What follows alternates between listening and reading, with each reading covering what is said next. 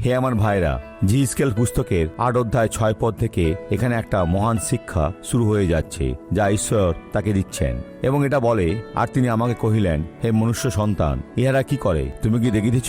পুরোহিতরা Israel কুল আমার ধর্মধাম হইতে আমাকে দূর করণার্থে এখানে অধিক ঘৃণার্য কার্য করিতেছে। তখন সবাই দেহ ব্যবসা করত, কিন্তু ইহারা পরেও তুমি আমার কত অধিক ঘৃণার্য কার্য দেখিবে। এবং ঈশ্বর তাকে দেওয়ালে একটি ছিদ্র দেখালেন। তুমি কি এটা দেখতে পাচ্ছ?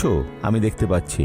খুঁড়ো। সে খুঁড়ল, আর সেখানে একটা দরজা ছিল, এবং ঈশ্বর বললেন, দরজাটা খোলো। সে সেটা খুলল।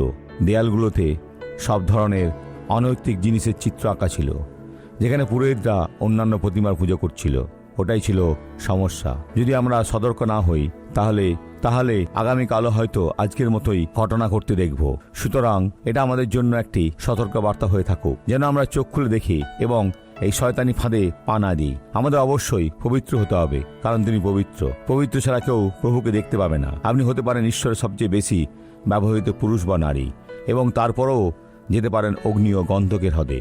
আসুন আমরা প্রার্থনা করি। পিতা, আপনি যা বলেন তার জন্য তোমাকে ধন্যবাদ, এবং জিহিজকেলের মাধ্যমে যা বলেছেন তার জন্য ধন্যবাদ। এবং আমাদের অবশ্যই সচেতন থাকতে হবে। যে শত্রু সর্বদা আমাদের ধ্বংস করার চেষ্টা করে, কিন্তু আমরা বিজয়ী হব তোমার মহিমার জন্য, এবং আমরা জিতব। হে ঈশ্বর, কারণ আমরা তোমারই। যিশুর নামে তোমাকে অনেক ধন্যবাদ। ঈশ্বর, আমরা মঙ্গল করুন।